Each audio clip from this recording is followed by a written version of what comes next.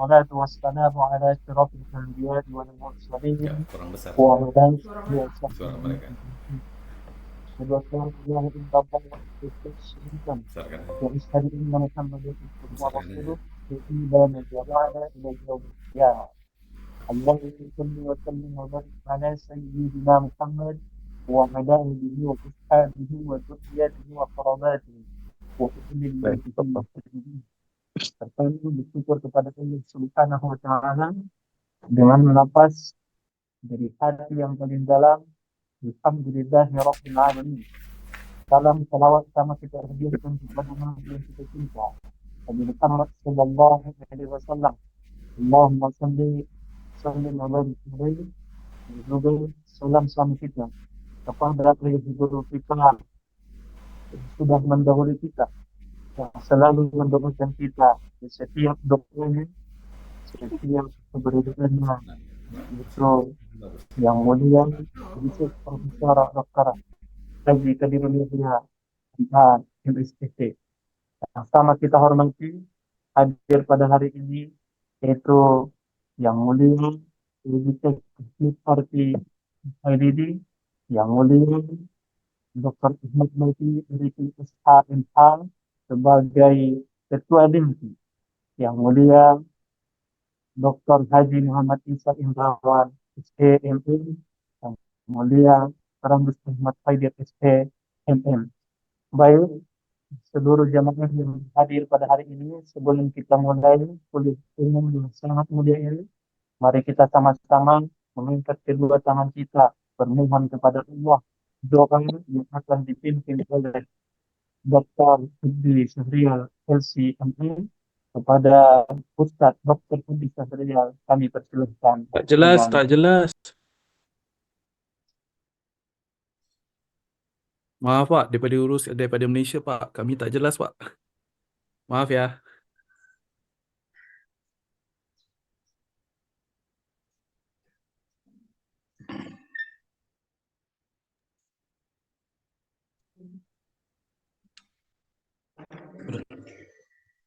baik kepada Bapak Dekan Pak Dr. Abdi Syahrial LCMA. Kami persilahkan untuk memimpin doanya. Bismillahirrahmanirrahim. Assalamualaikum warahmatullahi wabarakatuh. Bismillahirrahmanirrahim. Alhamdulillahirabbil alamin. Wassalatu wassalamu ala asyrofil anbiya'i wal mursalin wa ala alihi wa sahbihi ajmain. Allahumma ighfir lana dzunubana wa liwalidayna warhamhuma kama rabbayana shaghira. Wa li jami'il muslimina wal muslimat wal mu'minina wal mu'minat al ahya minhum wal amwat bi rahmatika ya arhamar rahimin. Allahumma 'allimna ma yanfa'una wa anfa'na bima 'allamtana wa zidna ilma wa amalan mutaqabbala ya arhamar rahimin. Rabbana zalamna anfusana wa illam taghfir lana wa tarhamna lanakunanna minal khasirin. Rabbana wa la tahmil alaina isran kama hamaltahu ala alladhina min qablina. Rabbana wa la tuhammilna ma la taqata lana bi wa'fu anna waghfir lana warhamna anta maulana fansurna 'alal qaumil kafirin. Rabbana la tuzigh qulubana ba'da idh hadaitana wa hab lana min ladunka rahmatan innaka antal wahhab. Amin. Allahumma jal jam'ana hadza jam'an marhuma wa tafarruqana min ba'dihi tafarruqan ma'suma. Rabbana atina fid dunya hasanah wa fil akhirati hasanah wa qina adzabannar. Wa sallallahu ala sayyidina Muhammad wa akhiru da'wana alhamdulillahi rabbil alamin. Qabbalallahu minkum. Assalamualaikum taqabbal ya Karim. Assalamualaikum warahmatullahi wabarakatuh. Terima kasih kepada Ustadz Dr. Abdi Syahrial SMA yang telah memimpin doanya pada sore hari ini. Selanjutnya acara kita sambutan yaitu kepada Ketua LIMTI yang mulia Dr. Ahmad Baki Arifin SHMH sebagai Ketua Umum Lembaga Ilmiah Metafisika Tasawuf Islam. Kami persilahkan. Assalamualaikum warahmatullahi wabarakatuh. Waalaikumsalam warahmatullahi wabarakatuh. Puji syukur kita kepada Allah Subhanahu wa taala. Salawat beriring salam pada junjungan kita Nabi besar Muhammad sallallahu alaihi wasallam, dan tentunya ingatan takzim yang tiada habisnya pada arwahul muqaddasah, khususnya pada Yang Mulia Ayahanda Guru, Yang Mulia Buya Iskandar, Yang Mulia Abu, dan juga tentu pada Yang Mulia Buya Parki. Yang pertama, saya ucapkan banyak terima kasih pada Prodi Metafisika, dan juga terima kasih yang tak terhingga pada Buya yang sudi untuk membawa kuliah bersama pada hari ini, dan juga sebagai lembaga ilmiah Metafisika Tasawuf Islam ataupun LIMTI, yang mana LIMTI dulu adalah awal muasal yang dibikin oleh Yang Mulia Ayahanda Guru untuk mengayomi ataupun melestarikan pemikiran-pemikiran beliau. Yang mana kita tahu dua hal yang ditinggalkan oleh Allah yarham Sayyidi Syekh Kadirudin Yahya. Yang pertama pemikiran beliau, dan yang kedua adalah amalan beliau dan pemikiran beliau. Dan pemikiran-pemikiran beliau inilah yang hari ini dicoba untuk dilestarikan di Lembaga Ilmiah Metafisika Tasawuf Islam ataupun LIMTI. Saya pikir ini aja yang bisa saya sampaikan. Tentu sekali lagi saya ucapkan terima kasih yang luar biasa pada Prodi Metafisika dan khusus pada Yang Mulia Buya Parki yang pada siang hari ini akan membawakan kuliah umum Metafisika Tasawuf Islam. Demikian yang bisa saya sampaikan. Wabillahi taufiq wal hidayah. Assalamualaikum warahmatullahi wabarakatuh. Waalaikumsalam warahmatullahi wabarakatuh. Terima kasih kepada Ketua LIMTI Yang Mulia Dr. Ahmad Baqi Arifin, SH.MH. Semoga LIMTI ini mampu menaungi atau menyebarkan ajaran-ajaran ayah guru di Nusantara yang kita cinta ini. Dan selanjutnya kita persilahkan kata sambutan yang kedua sebelum kita memasuki kuliah umum, yaitu kita persilahkan kepada Yang Mulia Dr. Haji Muhammad Isa Indrawan, SE, MM, Rektor Universitas Pembangunan Pancabudi. Kami persilahkan, Pak. Terima kasih Pak Ustadz. Assalamualaikum warahmatullahi wabarakatuh. Waalaikumsalam warahmatullahi wabarakatuh. Alhamdulillahirrabbilalamin. Salatu wassalamu ala asrofil anbiya wal mursalin Sayyidina Muhammadin wa ala alihi wa sahbihi ajmain. Yang kami hormati, yang kami muliakan, Buya Dr. Andes Haji Ahmad Parki yang pada siang hari ini dapat bersama-sama dengan kami di kuliah umum Prodi Metafisika yang kita banggakan, yang merupakan amanah daripada pendiri Universitas Pembangunan Pancabudi yang terus harus dilestarikan. Yang kami hormati Ketua LIMTI Dr. Haji Ahmad Baqi Arifin, SH.MH, para panelis, Bapak Dr. Andes Kaidir, para moderator, Ketua Prodi, Sivitas Akademika Unpad, dan para mahasiswa dan jamaah Tarikat Naksabandia. Fakultas ataupun Prodi Metafisika yang berada di bawah Fakultas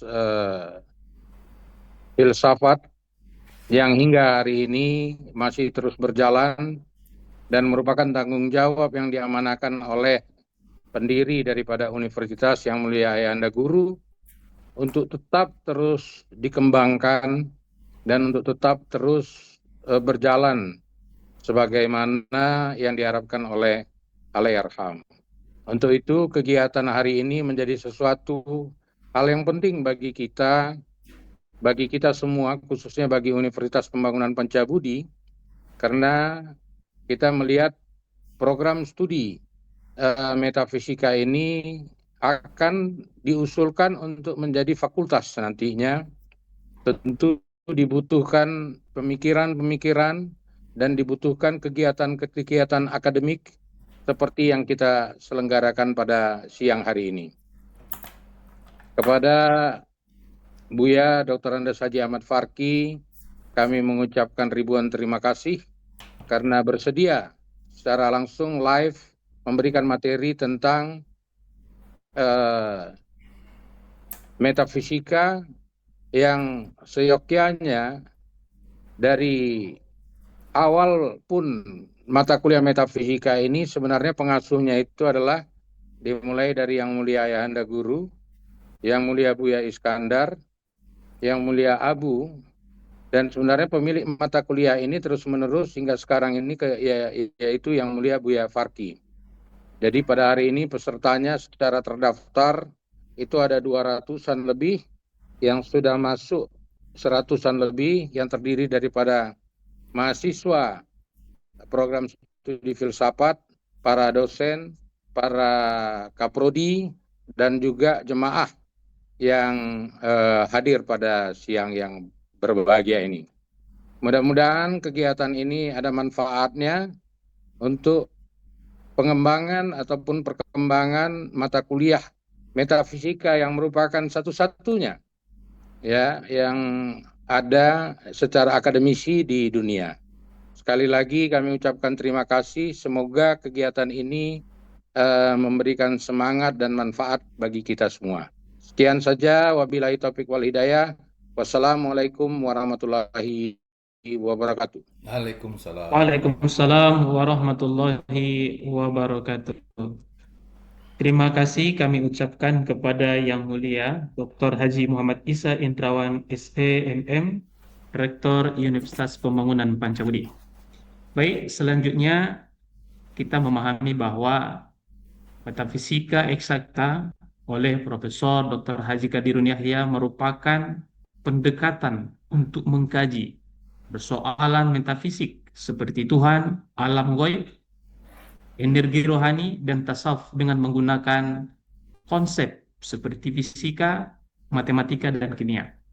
Secara akademik, metafisika eksakta lebih tepat dipahami sebagai pendekatan filosofis keagamaan dalam dakwah dan tasawuf, bukan sebagai ilmu eksakta empiris seperti fisika atau kimia yang teorinya diuji langsung melalui eksperimen laboratorium. Maka dengan dasar ini, hari ini kita akan mendengarkan, kita akan menikmati bersama paparan dari Buya kita, Sayyidi Syekh Ahmad Farki Al-Khairidi, yang mungkin kita semua yang hadir di sini merindukan kehadirannya. Tidak bisa kita bertatap muka secara langsung. Alhamdulillah, hari ini diberikan oleh Allah Subhanahu wa Ta'ala izin kepada Yang Mulia dan kepada kita semua bisa berhadir pada hari ini. Mudah-mudahan ini akan menjadi kenikmatan yang luar biasa, kenikmatan rohani, terkhususnya kenikmatan berjumpa dengan guru kita. Untuk itu kami persilahkan kepada Yang Mulia Sayyidi Syekh Ahmad Farki Al-Khalidi. Buya, kami persilahkan dengan segala kemuliaan. Sebelum dimulai, saya tes suara saya dengar, suara saya terdengar. Terdengar, Buya. Oke. Baiklah, kita akan mulai. Bismillahirrahmanirrahim.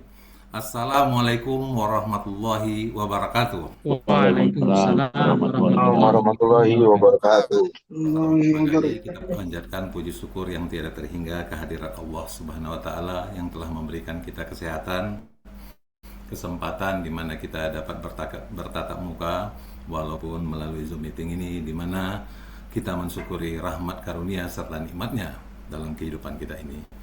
Kemudian salam dan salawat kita sampaikan kepada junjungan kita Nabi besar Muhammad sallallahu alaihi wasallam, di mana beliau adalah rahmatan lil alamin yang telah mengajarkan kepada kita kaum muslimin, yaitu al-Islam mulia raya, yang di dalamnya terdapat pilar-pilar utama, yaitu al-Islam itu sendiri, al-iman dan al-ihsan, yang seyogianya insyaallah telah kita rasakan nikmatnya, yaitu al-Islam, al-iman dan al-ihsan. Kemudian tak lupa salam khidmat kita kepada para aulia-aulia Allah, khususnya pendiri daripada yayasan ini, yaitu Bapak Profesor Dr. Haji Sayyidi Syekh Haji Qadirun Yahya Muhammad. Amin. Yang pertama kali saya menyampaikan yang terhormat. Izin Bapak. Buya, suaranya Aduh. bisa dibesarkan sedikit Buya, izin. Ya, oke. Teori bisa bentar ya, sebentar.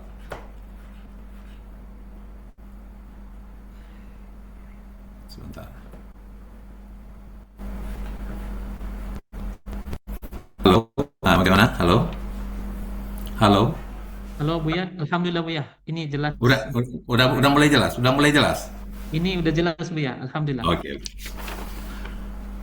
Yang kami hormati Bapak Rektor Universitas Pembangunan Pajamudi, Bapak Haji Muhammad Isa Indrawan, Bapak Ketua LIMTI, yaitu Bapak Haji Ahmad Baki Arifin, kemudian Bapak Dekan Fakultas Filsafat, Bapak Abdi Syahrial Harahap, dan Kaprodinya, Kaprodi Ilmu Filsafat, Bapak Muhammad Ripa Badawi, kemudian Kaprodi yang hadir, yang lainnya, para dosen, para moderator, para ikhwan dan ukhti, mahasiswa-mahasiswi, hadirin dan hadirat yang mengikuti acara hari ini. Baiklah, daripada sambutan tadi, sebenarnya ada beberapa catatan penting, tapi catatan penting ini nanti sajalah, karena rasanya saya hanya akan menyampaikan poin-poin penting aja daripada kuliah umum ini. Nanti kalau memang mau kita lanjutkan sedikit dengan diskusi atau tanya jawab dan diskusi kalau memang perlu. Tapi saya akan menyampaikan dari beberapa tadi sambutan, ada beberapa poin penting yang menjadi catatan saya. Jadi baiklah, saya akan menyampaikan sebenarnya bahwa saya akan menyampaikan hari ini adalah sebenarnya pengantar metafisika. Ya, masih pengantar metafisika, di mana pengantar metafisika itu saya ambil daripada buku Bapak Dr. Andes Lukman Hakim, yang mana pada 2 tahun yang lalu saya dapat bukunya, kemudian saya buat resume sendiri, saya buat kesimpulan, karena pada waktu itu ada lompat-lompat, jadi saya buat beberapa resume, sehingga dari resume itulah di buku itu ada bab 1, ada bab 2, ada bab 3, ada bab 4. Bab 1 dia hanya menceritakan tentang kondisi kehidupan modern saat ini, tingkah laku manusia dengan sifat-sifatnya. Bab 2 dia menceritakan definisi metafisika. Bab 3 baru dia menceritakan eksistensi, substansi, eksistensi dan kompetensi daripada manusia itu sendiri, di mana di situ sebenarnya yang paling banyak di bab 3. Baru bab 4 adalah metafisika eksakta, di mana metafisika eksakta itulah ciri khas dan spesifik dari Bapak Profesor Dr. Haji Qadirun Yahya. Jadi daripada buku itu, saya melihat yang pertama lebih tepat. Sebenarnya cerita itu dimulai bukan dari bab 1 atau bab 2, tetapi dari bab 3. Yaitu dari bab 3 pada hakikatnya dengan judul Manusia Mencari Jati Dirinya. Nah, jadi di situ sebenarnya lebih tepat. Cerita itu manusia mencari jati diri. Dari situ dimulainya, ya. Nah, kita akan mulai dari bab 3 karena saya melihat bab 1 nggak pas, karena belum apa-apa tiba-tiba mahasiswa dijejali dengan definisi metafisika. Mereka terkejut-kejut, apa ini? Ini benda apa, barang apa? Nah, jadi tetapi kalau manusia mencari jati dirinya, rasanya memang itulah fitrah daripada sosok manusia itu sendiri. Itu yang pertama akan saya menyampaikan. Yang kedua, bahwa dalam kita ini untuk catatan, bahwa dalam kita mempelajari metafisika ini sangat banyak nanti kata-kata atau istilah-istilah yang hadir, yang kadang-kadang istilah atau kata-kata itu bisa terjadi juga ada di latar belakang keilmuan lain. Contohnya ilmu psikologi, atau ya bisa saja ilmu seni, dan bisa saja apa. Jadi ketika kita membahas itu, nanti keluar istilah yang sama, itu bisa menjadi perdebatan, baik antara satu pihak dengan pihak lain, atau antara manusia dengan dosennya, antara mahasiswa dengan dosennya. Bahkan ada satu hal, istilah metafisika sendiri yang ada di pelajaran metafisika dengan yang ada di agama, khususnya Islam, kadang-kadang ada perbedaan makna. Ya, ada perbedaan makna. Nah, jadi ketika ada suatu istilah yang dipahami oleh berbeda, kita jangan langsung kalau mahasiswa itu kita marahi, kita tanya dulu dia latar belakang keilmuan yang apa, karena dari latar belakang itu kita mesti mengetahui ada istilahnya terminologi dan etimologi. Istilahnya supaya dengan kata-kata sederhana, asal kata atau peristilahan. Jadi itu mesti kita ketahui ya. Jadi pemahaman jiwa dari psikologi, ilmu metafisika maupun agama. Saya ngasih contoh aja sedikit di sini, seperti hati. Ini sedikit aja, hati. Hati itu mungkin kalau berdasarkan psikologi atau yang umum adalah sesuatu yang kita rasakan atau perasaan manusia. Tetapi kalau hati menurut ilmu kedokteran itu lever. Ketika orang sakit hati, secara lever diobati oleh kedokteran. Dan kemudian nanti setelah dia mulai sembuh, untuk perawatannya dikasihlah kalau nggak salah yang minum temulawak. Tapi kalau sakit hatinya karena banyak utang atau karena putus cinta, tentu tidak bisa lah dikasih temulawak sebagai terapinya. Nah, itulah kira-kira contoh ya. Jadi mesti ditanya, hati ini yang di mana dimaksud. Ini salah satu contoh. Ya, mesti kita lihat yang dimaksud. Di dalam pelajaran metafisika, perbedaan istilah ini dengan latar belakang ini sangat banyak. Tolonglah nanti ini jadi ya. Kemudian sebelum saya akan menyampaikan istilah apa nanti dalam pelajaran, ini kebetulan di sini banyak para dosen, juga ada ketua LIMTI atau bapak rektor. Kadang-kadang ada saya menyampaikan istilah-istilah kadang-kadang kurang tepat ya, bukan pas kurang apa, boleh hanya sedikit silahkan diinstruksi, nggak apa-apa, nggak ada masalah masa itu ya. Kadang-kadang ada saya menyampaikan istilah tuh sebenarnya bukan apa, kadang-kadang udah lama kali. Udah 2 tahun saya membuat kesimpulan ini, baru hari ini dibuka kembali. Ya, udah 2 tahun. Jadi tentu ada sedikit ya kelupaan, biasalah. Saya menyampaikan sedikit, selain memang saya sebagai apa ini, saya juga suka menyanyi. Selalu menyanyi dengan berbagai latar lagu, macam-macam lagu yang saya nyanyikan. Selain lagu Indonesia, lagu Barat, ada lagu Kroasia, lagu Yunani pun saya nyanyikan. Jadi kadang-kadang suatu lagu yang lama dinyanyikan, kadang-kadang aja terpaksa untuk menyanyikan kembali perlu latihan. Sedangkan lagu itu hanya selembar, kadang-kadang ada salah, apalagi pelajaran metafisika ini berlembar-lembar. Jadi kalaupun terjadi kesalahan istilah, mohon nanti dimaklum. Itu kira-kira. Itulah kira-kira kata pengantar. Kemudian saya akan masuk kepada mulai masalah metafisika ini. Metafisika saya mulai aja dari bab 3, yaitu manusia. Wah, ini kok hilang nih? Halo? Ada? Enggak, ini hilang. Dengar? Halo Bapak Marwan, dengar? Dengar. Dengar Buya. Oh ya. Metafisika ini pada hakikatnya bukan ini. Dia nggak usah di ini ya. Nggak usah ditunjukkan. Adalah pertama manusia mencari jati dirinya, yaitu dengan pertama kali itu yang disebut di bab 3 itu substansi, eksistensi dan kompetensi. Atau dengan bahasa sederhana, substansi itu apa, eksistensi itu siapa, kompetensi itu kemampuan. Jadi sebenarnya pertanyaan pertama itu kita, apa manusia itu, siapa manusia itu, dan kemampuan apa yang padanya. Maka dicarilah yang di buku Pak Lukman ini, beliau mencari dalam buku-buku ilmu pengetahuan yang ada. Karena dicarilah kadang-kadang dengan ilmu pengetahuan, dicari dengan teori evolusi, dicari dengan teori sosiologi, dengan teori antropologi, dicari dengan teori filsafat dan segala macam. Akhirnya tidak ketemu karena seluruh teori-teori itu hanya menceritakan tentang fisik atau hubungan tingkah laku manusia, tidak ada menceritakan tentang ruh, tidak ada menceritakan tentang sesuatu yang unsur gaib yang ada dalam diri manusia itu. Jadi ketika mencari ada 8 teori dari ilmu pengetahuan ini, itu tidak didapatkan.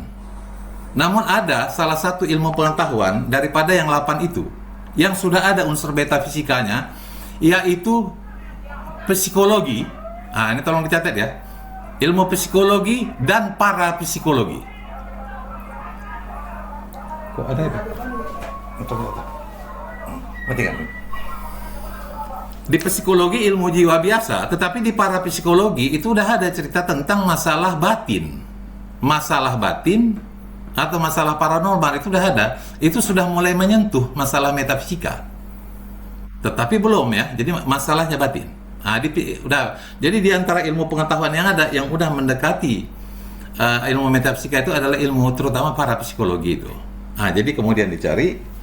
Sederhananya, ketika manusia akhirnya mencari itu, nggak dapat dia substansinya. Akhirnya manusia itu, ini dalam cerita buku Pak Lukman, akhirnya terpaksa mencari. Mohon maaf ya, halo. Ya. Ya terus saja. Ada. Mencari ke arah kitab suci, karena tidak terjawab dari ilmu pengetahuan yang ada. Akhirnya dia merujuk kepada kitab suci. Masing-masingnya, kita cerita metafisika ini tidak cerita Islam saja ya. Kita tidak cerita agama, ini general. Baik Islam, atau kalau dulu keyakinan, kepercayaan, ini kita dalam cerita metafisika dia general ini. Maka dia merujuk ke kitab suci, maka di kitab sucilah bahwa di situ diterangkan bahwa unsur manusia itu ada fisiknya, ada jasadnya, dan ada rohaninya, ada jasmani, ada rohaninya. Disitulah mulai manusia itu berpikir bahwa ada satu unsur lain, ada unsur gaib yang ada pada dirinya, yaitu kita bilang ruhnya. Itulah dia daripada yang dicari. Gimana? Nggak ada, bisa balik terus. Saya ulangi lagi pelan-pelan ceritanya. Apa substansi eksistensi dan kompetensi apa, siapa, dan kemampuan apa? Ketika pertanyaan itu apa, itu masih manusia atau apapun namanya dianggap sebagai objek saja. Apabila ada pertanyaan apa itu masih objek. Tetapi ketika mulai dikenal apa itu manusia, bahwa ada unsur sesuatu yang apa, maka pertanyaannya mulai tidak lagi apa, siapa. Sebenarnya secara naluri, ketika kita melihat anak kecil itu kalau dilihatnya binatang-binatang aneh atau benda-benda aneh, misalnya bunglon atau ulat kaki seribu di dekat emaknya atau bapaknya, dia akan bertanya, "Pak, itu apa, Pak? Itu apa itu ya, Pak?" Tetapi apabila anak kecil itu bertemu seseorang, orang lain yang nggak dia kenal, dia nggak bilang sama bapak, "Pak, itu apa, Pak?" Pasti dia akan bilang, "Pak, itu siapa?" Karena dilihatnya yang orang yang nggak dikenal itu bentuknya mirip dia, ada mirip dia, punya dua tangan, punya kaki, punya apa. Jadi sehingga pertanyaan daripada siapa. Ketika seseorang anak kecil melihat orang nggak dikenal, dia bertanya siapa. Tapi kalau dia melihat benda aneh, dia bertanya apa. Jadi ketika pertanyaan apa manusia itu masih dianggap sebagai objek. Tetapi ketika siapa, dia udah dianggap sebagai subjek. Itulah maksudnya. Dan terakhir terjadilah kemampuan apa yang dia miliki, ya. Kemampuan apa yang dia miliki. Nanti di sini banyak kali itu. Di Pak Luman itu ada banyak yang ingin istilahnya bahwa dengan memang manusia ini dipersiapkan menjadi khalifah di muka bumi, ya. Jadi ini yang sedikit yang agak perlu dicatat ya. Ini agak spesifik khusus sedikit ya. Ini kita akan maju. Jadi diketahuilah bahwa manusia itu substansinya ada dua, yaitu fisik dan satu lagi ruh. Fisik dan ruh. Ini pelajaran metafisika ini dari Pak Luman. Fisik dan ruh. Dari adanya yang substan fisik dan ruh itu lahir dua efek. Tapi efek ya, bukan substansi. Di fisik dia melahirkan namanya psikis. Psikis itu adalah akal budi. Akal dan budi. Istilahnya pemikiran dan mentalitas. Dari ruh dia melahirkan sebuah efek pula yang namanya kita sebut para psikis atau disebut batin. Jadi pertanda bahwa dia bukan substan, ketika orang meninggal dunia, jasadnya nampak dan kita yakini ruhnya berangkat. Kita nggak tahu apakah kalau orang para syuhada udah pasti ke sisi Allah, tapi kalau orang umum kita nggak tahu ke alam kubur apa. Tetapi ketika orang itu meninggal dunia, kemana akalnya, kemana mentalnya? Nggak ada substansi tertinggal. nggak ada substannya. Yang jasad nampak. Ya kalaupun dia punya pemikiran, mungkin buku-buku yang ditinggalkan, karyanya, tetapi akalnya sendiri nggak nampak. Perilakunya atau mentalnya nggak nampak.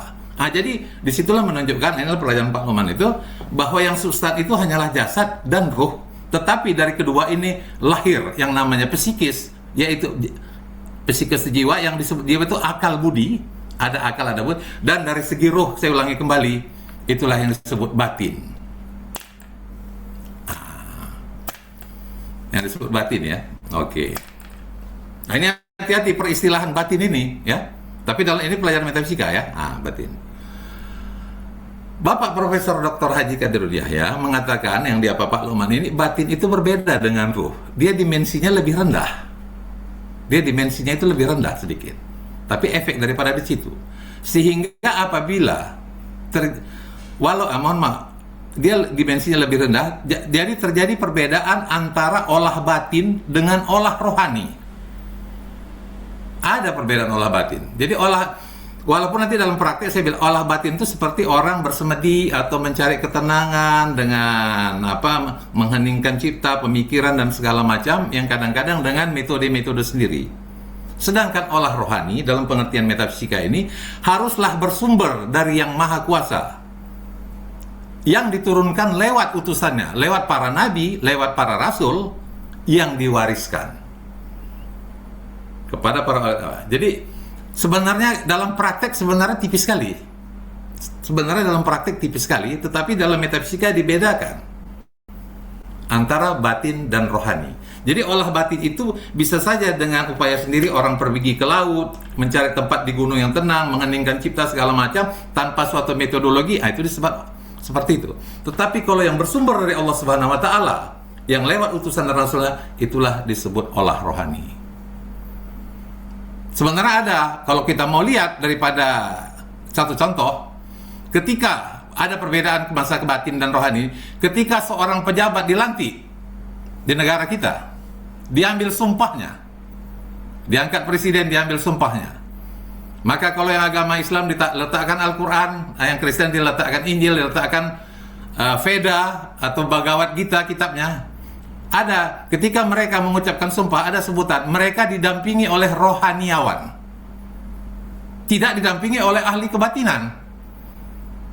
Coba lihat tuh. Sumpah yang dilaksanakan oleh pejabat kita didampingi oleh rohaniawan, bukan ahli kebatinan. Di situ ada perbedaan sedikit. Ya. Walaupun perbedaan itu adalah sangatlah begitu halus ya. Karena dalam praktek sebenarnya yang satu sebenarnya bersumber dari Yang Maha Kuasa, yang satu lagi kita nggak tahu, spekulatif sifatnya. Maka Bapak Profesor Dr. Haji Qadirul Yahya Muhammad Amin mengatakan seorang ahli kerohanian sudah pasti seorang ahli kebatinan.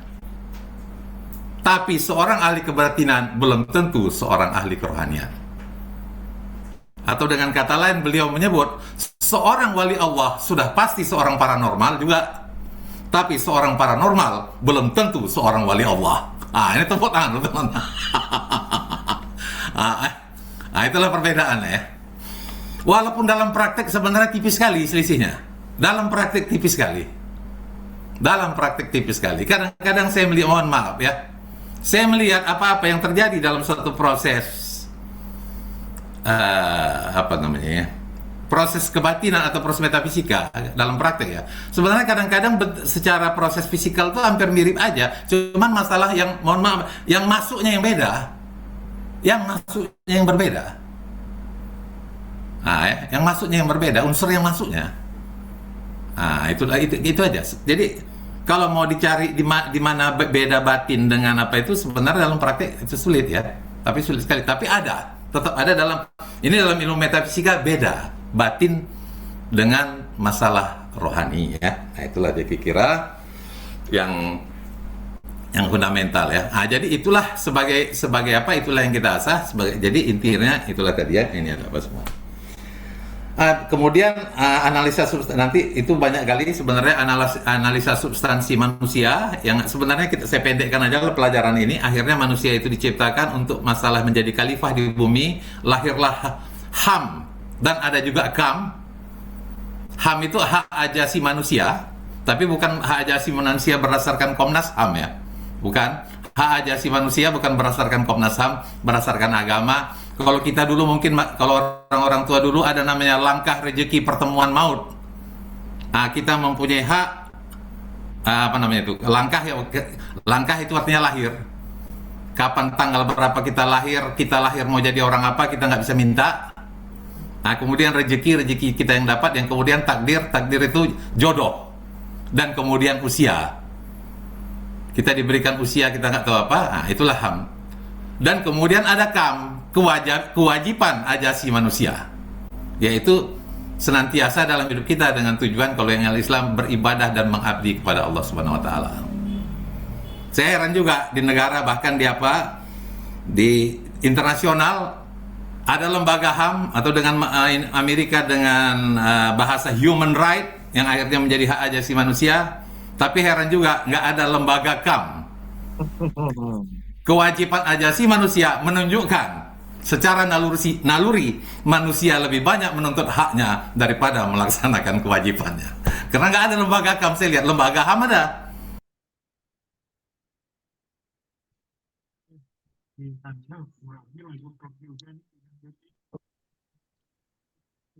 Oh, izin Buya, audionya.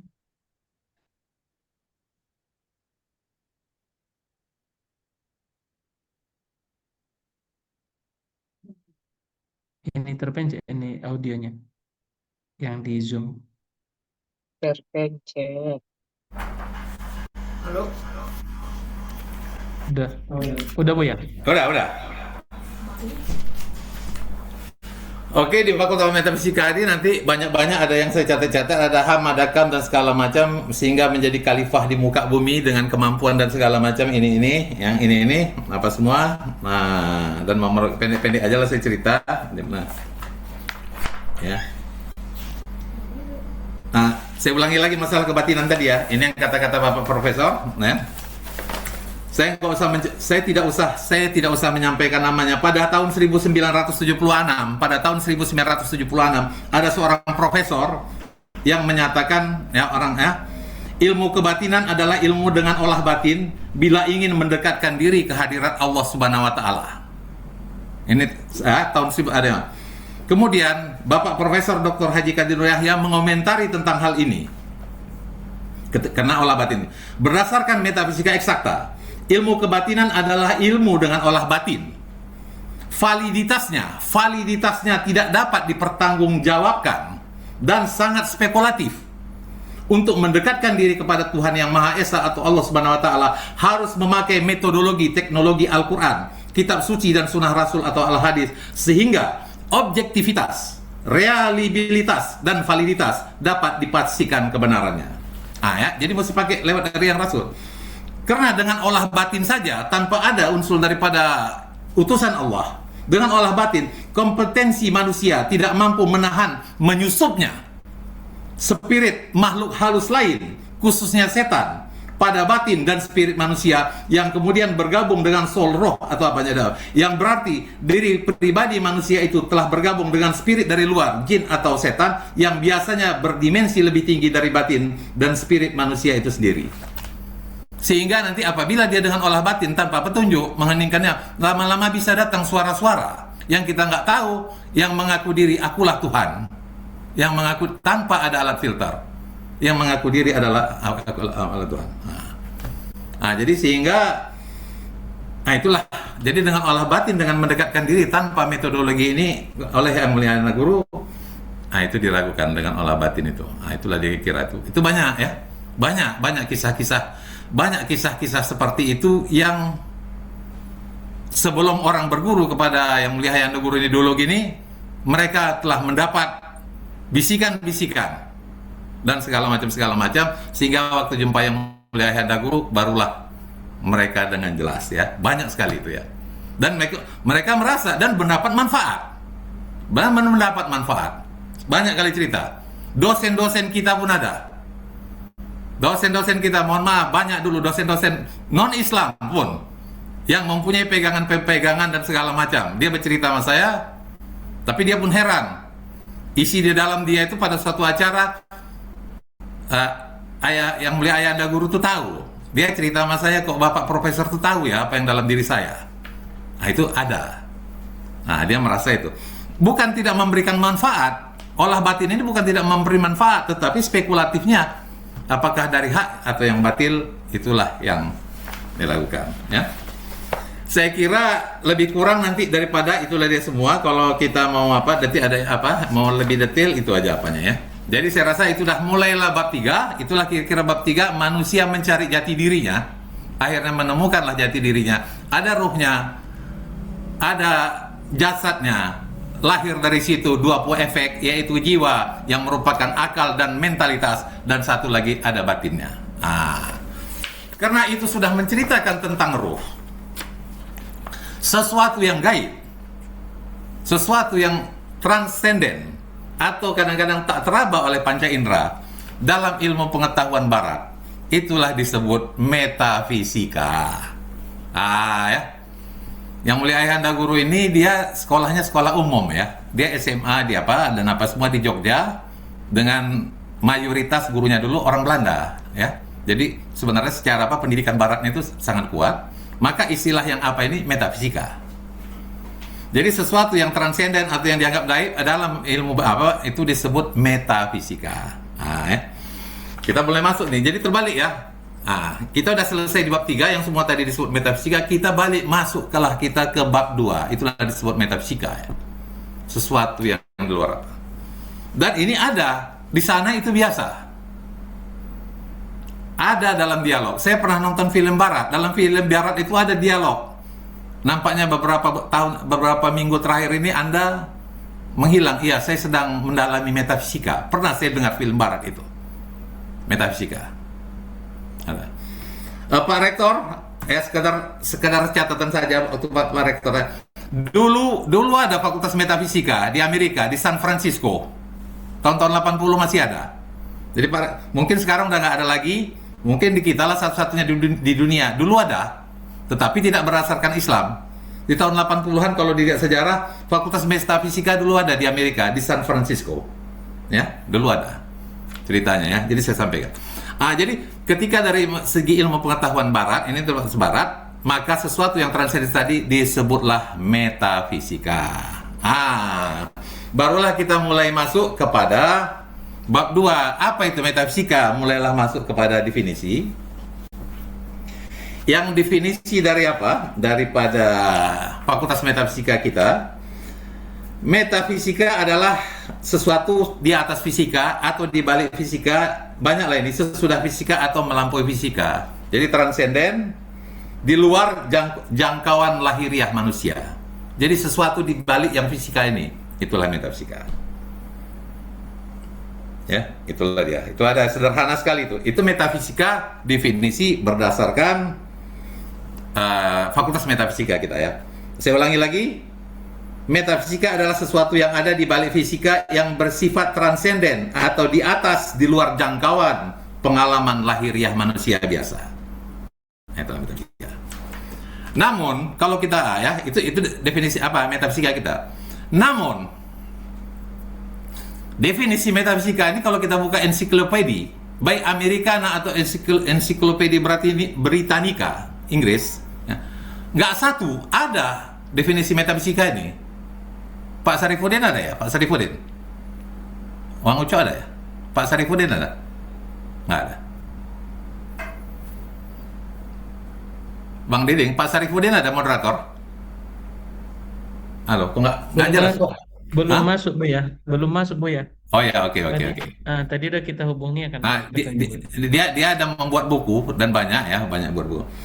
Definisi metafisika ini sangat banyak, baik dari zaman Socrates, Plato, Aristoteles, Immanuel Kant, Thomas Hobbes, John Jacques Rousseau dan segala macam, Andronicus dan segala macam, itu ada mengeluarkan definisi metafisika. Dan sampai hari ini tidak ada kesamaan pendapat tentang definisi metafisika secara internasional. Tidak ada.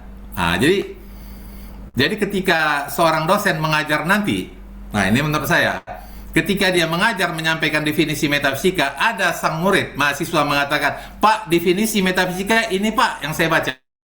Jangan marah. Boleh. Anda boleh tidak mengakui definisi kami, tapi Anda tidak boleh menyalahkan. Karena nggak ada kesamaan pendapat. Ini jawabannya ya. Karena nggak sama. Dan tidak ada kesepakatan internasional, tidak ada. Jadi kita boleh menyampaikan definisi kita, tetapi kalau ada mahasiswa menyatakan definisi menurut dia metafisika ini, silahkan. Anda boleh memakai itu, tapi Anda tidak boleh menyalahkan kami. Karena kalau ada menyalahkan sang dosen, tanya sama dia yang mana yang benar. Kenyataan tidak ada. Tidak ada kesepakatan internasional daripada definisi metafisika itu. Sampai sekarang nggak ada. Banyak kali itu kalau mau dicari, tidak ada. Tapi cukuplah, ya. Jadi kita kalau jangan pula nanti ada pula mahasiswa menyampaikan ini, kita sebagai dosen tersinggung, jangan, enggak. Kita agak lebih luas, jadi nggak apa-apa. Tapi ini menurut kita, Anda boleh tidak mengikut ini, tapi nggak boleh menyalahkan ini. Tapi menurut Fakultas Metafisika kita, inilah dia. Itulah dia kira-kira definisi metafisika. Jadi sebenarnya dari bab 3 udah ke bab 2 kita ini. Setelah bab 2, saya langsung aja pendek, kita langsung ke bab 4. Ini bab 4 ini metafisika eksakta. Ini yang dikeluarkan oleh Bapak Profesor Dr. Haji Qadirun Yahya. Tunggu sebentar loh ya, pas saya catat ini.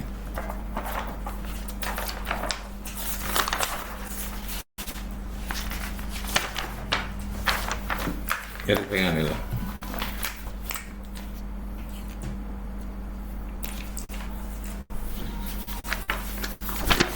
Ini bab 4 spesial metafisika eksakta yang oleh Bapak Profesor. Sebenarnya sebelum saya bacakan ini suatu hal yang inovasi baru atau kontroversi. Daripada, ini pandangan internasional, dikala orang tidak mempunyai kesamaan pendapat, Bapak Profesor ini mengatakan yang gaib itu eksak. Yang gaib itu eksak. Bagi beliau yang gaib itu eksak. Ada undang-undangnya, ada hukum. Ya. Ini metafisika, dia menambahkan kata-kata eksakta ini, nggak ada. Kata-kata eksakta di definisi internasional nggak ada ini. Beliau lah menambahkan ini. Ya, metafisika eksakta. Jadi saya bacakan aja lah pelan-pelan yang ada dari buku Pak Luman, cuman makin-makin saya luruskan ya. Inilah metafisika eksakta, ini boleh pelan. Metafisika eksakta adalah inovasi baru dalam bidang sains oleh Bapak Profesor Dr. Haji Qadirun Yahya sebagai metode dakwahnya dalam tasawuf dan sufi pada agama Islam. Ini kata-kata Pak Luman ya. Habis itu saya ini komentar saya.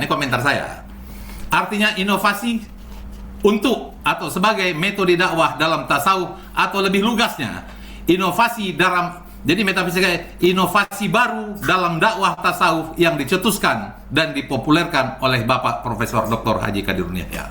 Itulah sebenarnya ini. Inovasi baru dalam dakwah tasawuf. Itulah sebenarnya. Hal ini juga merupakan istilah baru. Ini komentar saya, suatu hal yang berani di mana tidak terdapat kesepakatan definisi secara internasional. Bapak Profesor Dr. Haji Qadirun Yahya memberikan dan menciptakan istilah, gagasan atau inovasi baru. Satu. Yang kedua, ada juga, ini untuk menyampaikan aja. Jadi ada juga dakwah tasawuf, misalnya di masa para ulama-ulama tasawuf zaman dulu. Ada yang berdakwah dengan cara berpantun. Ada yang macam kisah wayang yang dilakukan oleh Wali Songo. Yang kisah wayang ditukar, yang dimana ditukar namanya kadang-kadang nama senjata yang satu itu dalam pewayangan itu ditukar menjadi yang dulu entah apa namanya, ditukarnya menjadi kalimat sodo yang intinya kalimat syahadat. Itu dakwah juga, dan mungkin ada dengan cara lain. Jadi sebenarnya ini dakwah tasawuf. Dan banyak lagi para ulama tasawuf yang berdakwah dengan macam-macam. Itu banyak kali kisahnya, yaitu bagaimana memasukkan Islam di daerah orang yang sangat suka berjudi. Nah, itu banyak. Jadi Bapak Profesor, ini adalah dakwah tasawuf ya, dalam apanya. Kedua, pertanyaan, apakah metafisika itu? Nah, ya, apakah metafisika itu? Apakah metafisika eksakta itu? Metafisika eksakta adalah kajian dalam ilmu metafisika yang membahas masalah-masalah metafisika bersifat abstrak, transenden dan gaib keberadaannya melalui pendekatan dan orientasi pada ilmu eksakta. Ini komentar saya aja, komentar saya supaya lebih pendek. Metafisika eksakta adalah membahas hal-hal gaib dengan pendekatan ilmu eksakta. Atau lebih lugas saja, membahas hal-hal gaib dengan ilmu eksakta. Di mana referensi ilmu eksakta adalah matematika, aritmatika, fisika, kimia, mekanika, biologi. Nah, jadi contoh, ini saya sampaikan aja contoh sedikit. Beliau dulu ada menyatakan dengan ilmu eksakta, dengan matematika, tambah kali tambah sama dengan tambah, tambah kali kurang sama dengan kurang, kurang kali tambah sama dengan kurang, kurang kali kurang sama dengan tambah. Itu ilmu matematika. Nah, yang tambah kali tambah udah jelas. Tambah kali kurang sama dengan kurang. Contohnya kita yang hidup di alam dunia ini, siksa kubur bagi kita, siksa kubur itu abstrak bagi kita. Sehingga bagi si konkret yang sekarang ini, siksa kubur itu abstrak, dia nggak nyata. Kurang kali tambah sama dengan kurang juga abstrak. Kurang itu misalnya si mayit dalam kubur. Mungkin dia nggak ngerti payahnya mencari duit di dunia nih. Orang di kubur tuh, wah kita berat kali cari duit dia. Terpaksa buat buku, pak dosen mengajar segala macam. Nggak ngerti orang dalam kubur tuh beratnya cari duit di dunia nih. Sehingga bagi yang si abstrak, yang konkretnya abstrak. Nah itu Pak, itulah Pak Profesor tuh. Kurang kali kurang sama dengan tambah. Kurang si mayit dengan siksa kubur itu dua-dua abstrak. Tapi bagi si mayit, siksa kubur itu konkret. Menjerit mayit itu dengan siksa kubur. Nggak dengar kita. Bahkan kalau menurut agama Islam ada binatang yang dengar. Ayam kadang-kadang bisa mendengar siksa kubur. Nanti kalau itu dalam bidang lain lah. Mungkin kalau manusia dikasih telinga seperti ayam bisa mendengar siksa kubur, mungkin bertobatlah kita semua tanpa ada perlu dakwah, bertobatlah kita mungkin. Kalau kemampuan telinga manusia ini diberi seperti ayam mampu mendengar siksa kubur. Jadi ada beberapa itu. Sehingga ada kadang-kadang memang ada kelebihan-kelebihan. Mohon maaf kalau dalam ilmu agama, ayam jantan bisa melihat malaikat, jantan bisa malaikat sehingga dia berkokok. Tapi keledai bisa melihat jin sehingga dia melongo, mengeluarkan suara, atau anjing melolong, sehingga ketika suara keledai itu ketika melihat jin itu keluarlah suaranya, sehingga keluarlah hadis Rasulullah, seburuk-buruk suara adalah suara keledai. Jadi ketika itulah keledai itu melihat jin. Ada beberapa binatang yang dikasih, ada teknologinya, ada metodologi itunya. Jadi ada ayam jantan, dilupa saya. Saya lupa yang mana. Keledai mempunyai kemampuan mata melihat sinar infrared, sedangkan ayam jantan mempunyai kemampuan melihat sinar ultraviolet. Jadi punya pandangan, sehingga ketika dia melihat malaikat, dia berkokok, tapi itu nggak di bidang ini ya. Sehingga dengan membahas hal-hal gaib dengan pendekatan ilmu eksakta ya, itu aja membahasnya. Ini aja ceritanya sebenarnya. Mengapa pembahasan metafisika eksakta dapat berorientasi dengan pendekatan ilmu eksakta atau disederhanakan? Kadang-kadang mohon maaf di buku Pak Loman ada kadang-kadang bergelombang cerita itu ya. Mohon maaf bergelombang. Saya pendek-pendek. Mengapa pembahasan metafisika eksakta dapat dilakukan dengan ilmu eksakta? Ini jawabannya. Metafisika eksakta, sebenarnya metafisika adalah suatu fisika di alam meta, atau adalah suatu kenyataan tentang keberadaan realitas sesuatu secara eksak di alam meta, gaib, transenden atau abstrak. Maka pendekatan ilmiah dalam pembahasan dan analisa yang bersifat pasti memiliki batasan dan rumusan tertentu akan lebih mudah ya. Jadi sehingga ilmu eksakta menjadi sebagai media pendukung dalam lingkungan metafisika dan ilmu pengetahuan, di samping bahwa problema metafisika yang sesungguhnya dapat diterapkan dan dibuktikan ekstensinya. Istilahnya sederhana saja ini sebenarnya. Pembahasan metafisika eksakta adalah fisika. Kok hilang nih? Ya, hilang. Mohon maaf, agak hilang. Ada yang ini Ada yang tergeser, coba. Mohon maaf. Pak Rektor, masih dengar Pak? Pak Rektor? Halo, Bapak Ibu, masih dengar? Masih dengar Bu ya? Masih. Bu ya? Ini agak hilang sebentar. Masih jelas banget. Masih Pak. Ya masih, oke. Jadi intinya, metafisika adalah fisika di alam meta yang merupakan hukum atau undang-undang di alam gaib. Dia merupakan undang-undang di alam gaib. Adanya sebuah kenyataan realitas sesuatu secara eksakt ya, timbul Pak. Dari mana kita tahu ini? Nah, tentu dari kitab suci dan segala macam dalil tentang mimpi dan segala. Nah, itulah dia. Jadi terakhir pendekatan ilmiah dan segala macam ya. Jadi ini banyak lagi, tapi kira-kira ada banyak kali ini. Ada banyak lagi, tapi kira-kira itulah dia kira metafisika eksakta itu dan apa? Ada sedikit yang tadi disampaikan oleh Bapak moderator, bahwa kita membahas tentang alam gaib dan apa tadi semua adalah tentang Tuhan. Mohon maaf. Jadi sebenarnya metafisika ini adalah general, tetapi metafisika Islam adalah tasawuf. Metafisika Islam adalah tasawuf. Aplikatifnya, mohon maaf, aplikatifnya itulah yang disebut tarikatullah. Dalam membahas metafisika ini supaya dijelaskan dari moderator, Bapak Profesor Kadir Nur Yahya tidak pernah membahas tentang Tuhan. Dia tidak membahas tentang Tuhan. Dia tidak sampai itu. Maka beliau mengatakan, ini dengan garis bawah, dalam ilmu aplikatifnya, ilmu tarikat bukanlah ilmu ketuhanan, tetapi ilmu kerohanian. Ini tolong ya, dikasih apa ya? Ilmu tarikat bukan ilmu ketuhanan, tetapi ilmu kerohanian. Beliau tidak ada membahas tentang Tuhan, walaupun dia tahu bagaimana dengan sifat 20 dan segala macam, tapi dia nggak mau, terlalu tinggi jauh kata. Jadi ilmu kerohanian itu sebenarnya sederhana, bagaimana ini menurut tasawuf, bagaimana rohaniah kita terhubung dengan arwahul mukadasah Rasulullah sallallahu alaihi wasallam. Beliau tidak membahas tentang Tuhan. Tidak.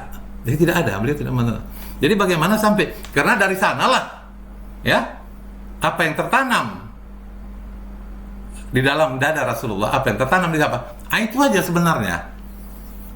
Beliau tidak membahas tentang Tuhan ya, tidak. Ilmu kerohanian. Bagaimana terhubung itu kepada Rasulullah Sallallahu Alaihi Wasallam? Karena disitulah di arwahnya, itulah tempat tumpuan wahyu, ya. Dan disitulah diletakkan nurun ala nurin. Hanya sampai situ. Beliau nggak membahas. Nah, jadi masalah yang gaib tentang Tuhan dia tidak. Bagaimana nanti dari situ ke atas? Itu dah fenomena pribadi masing-masing. Nah, itu jelas sekali beliau katakan dalam apa?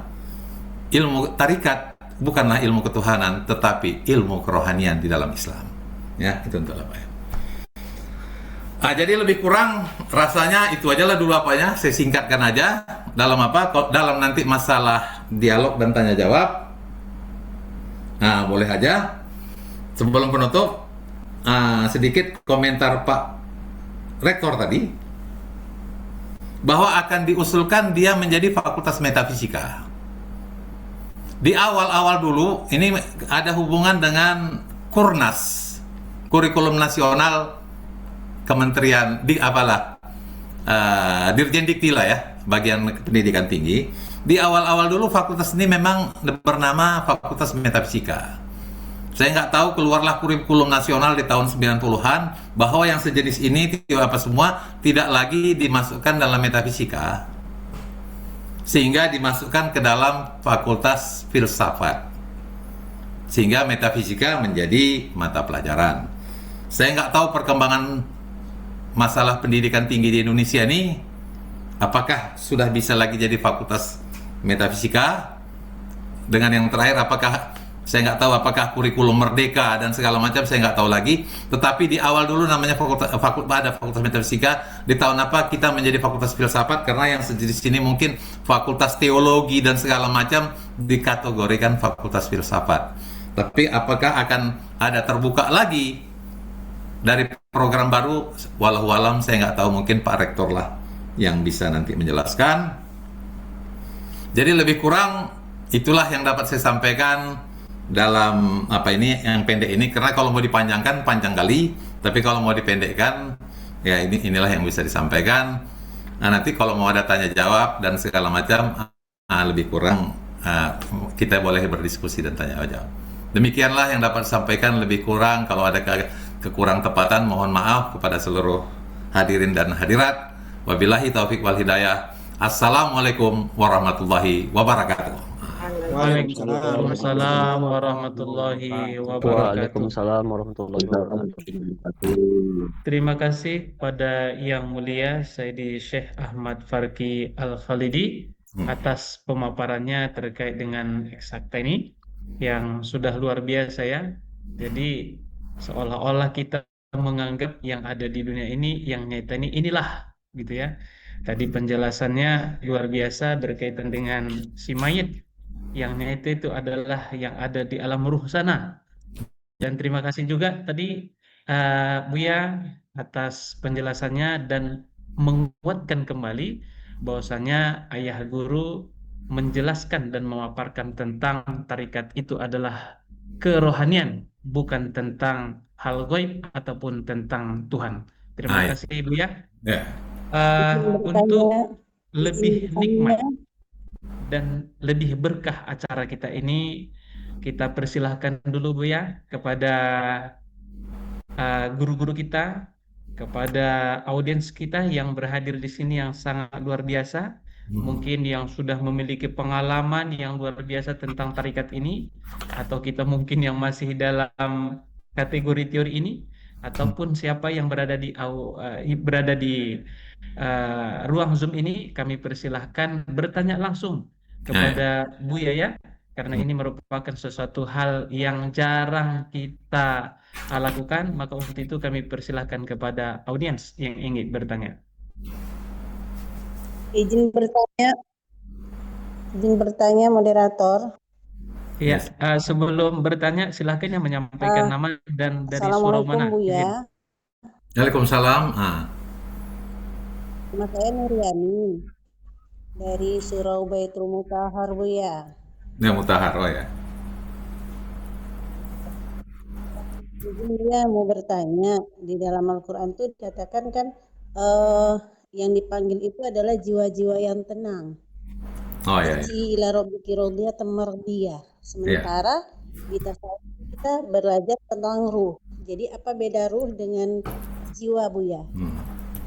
Demikian. Terima kasih. Assalamualaikum warahmatullahi wabarakatuh. Waalaikumsalam. Langsung aja saya jawab Pak Moderator ya. Iya Buya, langsung aja Buya, izin.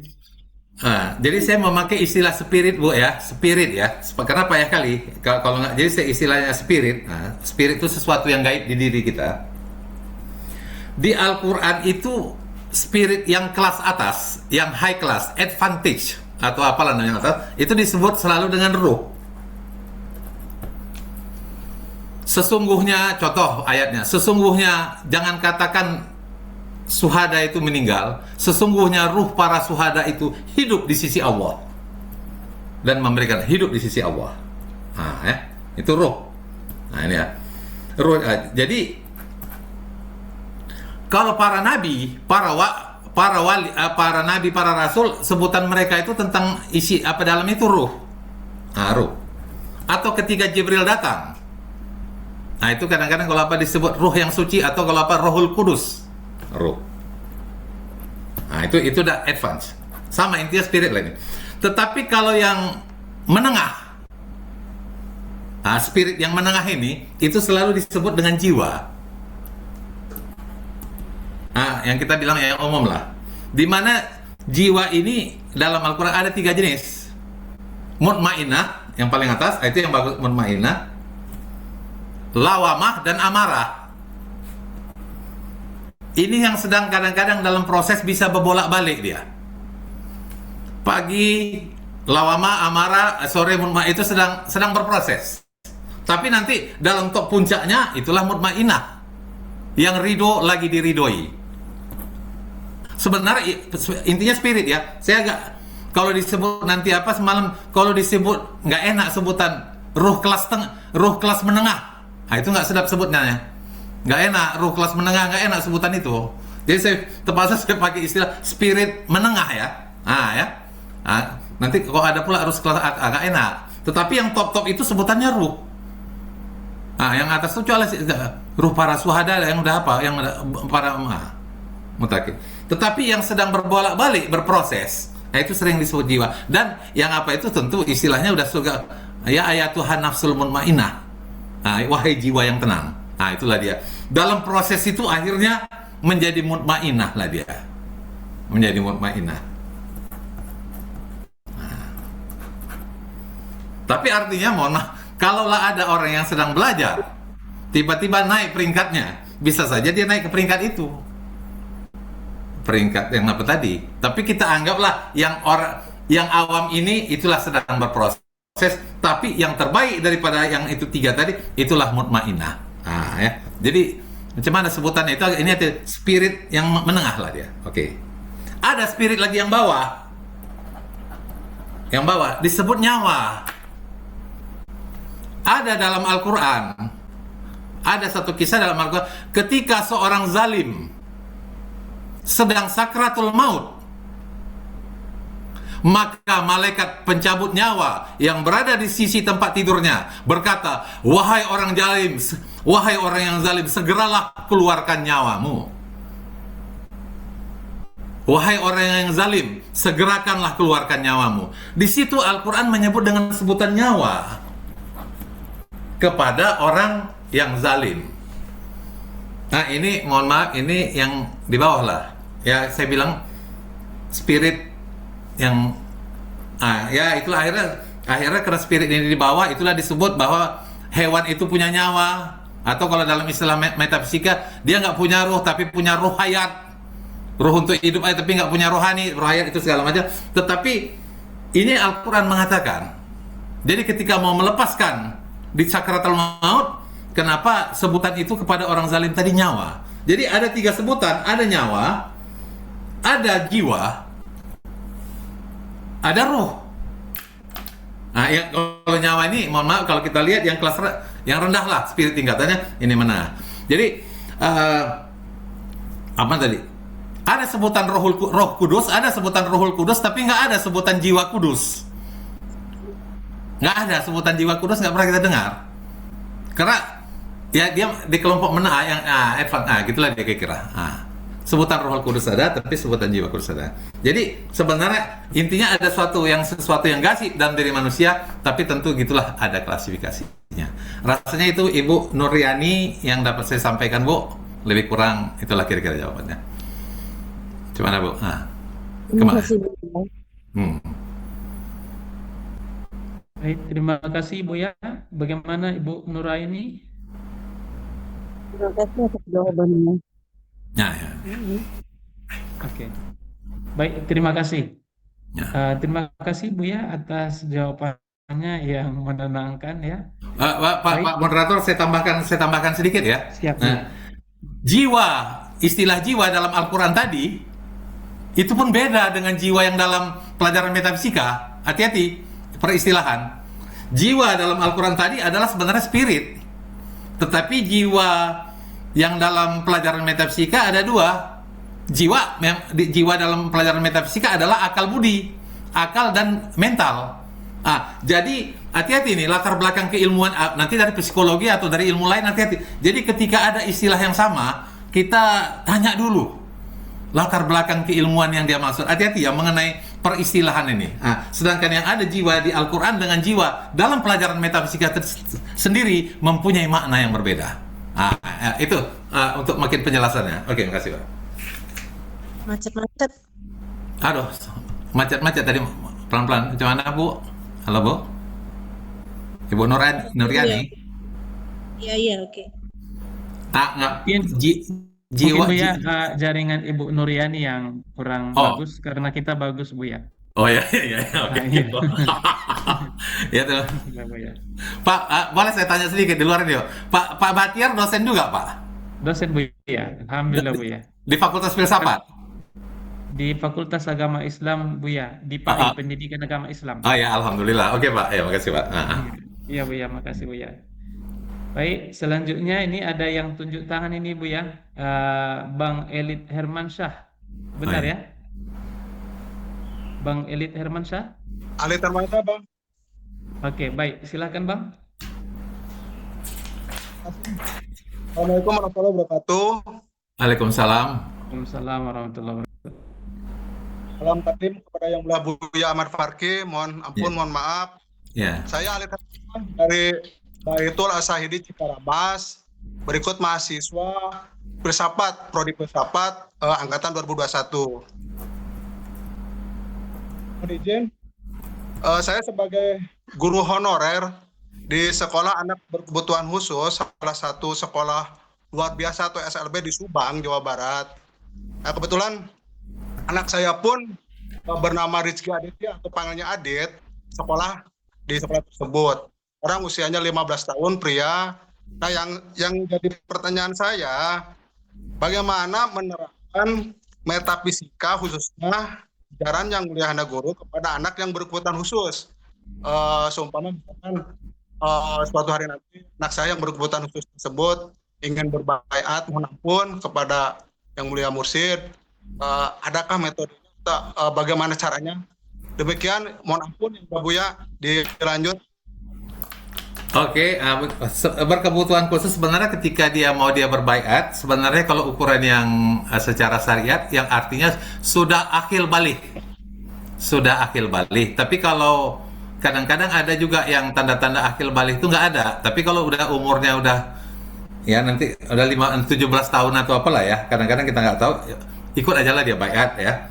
Jadi diterapkan aja ya, sebagaimana yang dia kan berkebutuhan khusus ya. Kalaupun dia tidak menyempurnakan kali syariatnya, ya kita maklumi saja. Kadang-kadang apa ya. Tapi kalau rasanya kebutuhan khusus itu kan yang masih tidak rasanya boleh. Kalau nggak salah ini Pak mungkin di agama Islam yang syariat, yang bebas syariat itu kan kalau tak salah kalau tuli dan buta. Ya Pak ya, Pak Batiar, kalau orangnya sudah tuli dan buta maka bebaslah hukum syariat dia, tuli dan buta. Tapi kalau ini, halo, apa? Iya Bu ya. Iya Bu ya. Nah, tetapi kalau rasanya kurang, kalau nanti sudah umur 17 tahun silahkan saja dia untuk berbaiat. Ya mudah-mudahan ada petunjuk sama dia. Mohon maaf, ada satu kasus orang yang buta mengikuti tarikat berbaiat. Kan nggak bisa dia melihat gambar wajah gurunya, kan nggak bisa dia. Ini murid yang melihat guru dulu. Tapi berdasarkan waktu dia amalkannya, mohon maaf, walaupun dia nggak pernah melihat, dia tahu wajah ayah guru tuh lama-lama datang dalam amalan dia. Sedangkan dia buta. Secara foto wajah itu nggak dilihat, tetapi dalam amalannya, ketika lama-lama dia belajar, dia tahu ciri-ciri guru tuh ini begini. Dalam zikrullahnya datang gurunya dan dia bisa menerangkan. Nah, jadi Bang Elit Hermansyah, mohon maaf, Asahidi ini di mana? Di Subang ya? Di Subang, Bang Elit? Betul, Bang Elit Hermansyah. Ini pimpinannya Pak Ustadz Yahya Suhya, Pak Buya. Oh iya. Ya, jadi kalau orang buta pun bisa tahu, ya saya rasa kalau yang berkebutuhan khusus, kalau nggak parah kali, saya rasa insya Allah bisa juga tahu. Gitu aja Bang Elit Hermansyah ya. Kebetulan, ampun Bu ya, anak saya kan masuknya tunagrahita, jadi keterlambatan gerak motorik, jadi udah dewasa, umur 15 tahun, tapi masih seperti kanak-kanak gitu. Nggak, kalau anak saya ya tunggu aja 2 tahun lagi lah, tunggu aja 2 tahun lagi lah, 17. Halo. Terima kasih yang mulia Buya. Ya, oke. Ya, insyaallah. Baik, terima kasih pertanyaannya Bang Elit dan sudah dijawab oleh Buya ya. Selanjutnya nih izin Bu ya, kita lanjut ya Bu ya. Boleh. Boleh ya. Baik, ini ada yang sudah tunjuk tangan, makin banyak ini Bu ya, izin. Makin semangat peserta kita. Itu Ibu Rabina Zales, ini tunjuk tangan. Silakan Ibu, pertanyaannya.